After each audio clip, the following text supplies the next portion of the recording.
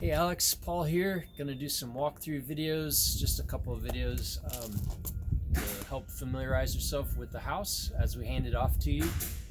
So this first video that we'll do, we'll just go kind of do a walk around of the outside of the house, just talk about a few things, give you a heads up about a few things, maybe some tips. We just had like a big pollen surge here in the last couple of days, so everything's got a little bit of a yellow dusting on it, so just ignore that. We'll have the house cleaned up to you before we ship it or before you come pick it up. But the first thing we want to talk about is leveling the house. Even if you have someone level the house for you, you probably want to just talk to them about your expectations for leveling the house, and maybe even kind of do your own test of making sure the house is really nice and level. Being properly leveled affects the function of the door, the exterior door, the cabinets inside the house, the condensation drain on the mini split, things like that. So just want to make sure it's really important when you get set up to be nice and level. So you want to get like a nice I-beam or box beam level from the hardware store, maybe something even as long as 36 inches, or borrow one perhaps. But when we build the house, we start with a level frame, so that's really where you want to check the house for being level. It's not good enough to just go inside the house, set the level down on the floor or in the loft, and just kind of see where the bead is. You really want to take the level around different points of the trailer and make sure that it's level. And you can do that on the back of the frame, side frames, on the front, everything, and just check it along different points to make sure that it's nice and level. These jacks right here, we really like these. We don't use swivel jacks here. We don't feel like they're really safe. But with these, you can they pin into a sleeve here, so it's really secure. So you unpin it, turn it, pin it back, and you'll be able to crank it up and down. These jacks are not meant to support the entire weight of the house. They're just meant to tweak it and to position it and level it. They're not meant to lift the entire house off of the wheels and off of the suspension. So they're really just for some slight movement and leveling. But they're great for getting onto a site, putting your blocks and piers in place, and then tweaking it to get it nice and level. And you have two in the back here, and there's also two in the front to use for leveling.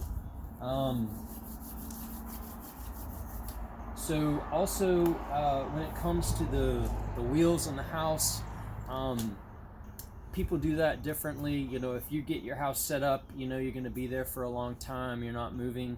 Some people will take the wheels off and put them in storage. You don't necessarily have to do that. They are long-lived wheels. You hear some stuff out there about having to turn them occasionally, but unless they're like really heavy on the suspension, you really don't need to do that either. Like, they're going to last a very long time. So you can buy wheel covers. It might be a good thing if they're going to be exposed, but most people have some skirting around their house, so they don't have to do that. But that's one thing to plan for and to think about, is whether or not you're going to leave the wheels on. If you are going to leave them on, you get some wheel covers. If you're going to take them off, put them in storage, that kind of thing. One other thing I was going to mention about leveling the house is underneath you'll see that we have a critter barrier, or just a skin barrier underneath the house. Underneath the house there's the frame, there's spray foam insulation, and there's the decking before you get to the construction. But over the frame is a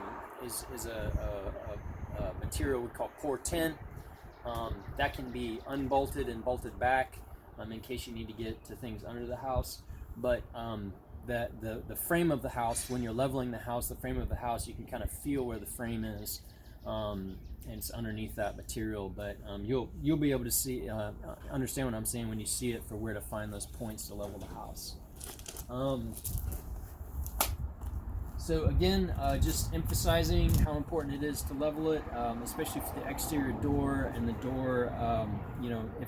If if the house weren't level, maybe the frame of the house would twist a little bit and start biting into the door frame, so you don't want that. You want it to be nice and level so you have good functionality for everything that opens and closes in the house. Another thing I'll say about the exterior door is we do everything we can. We custom make those doors with a local manufacturer.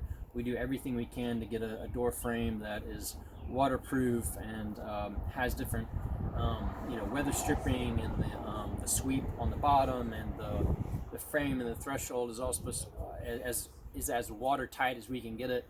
But any door is going to have a little bit of water come through if it gets really hard driving rain right directly on it. So you might also want to think about like an awning or site building an awning or a vestibule over your front entrance.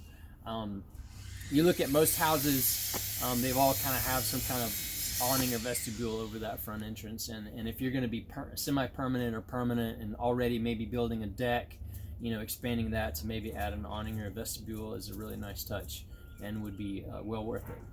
So I think that's all for kind of the exterior walk around of the house, and then we'll do some more videos on the inside. Thanks.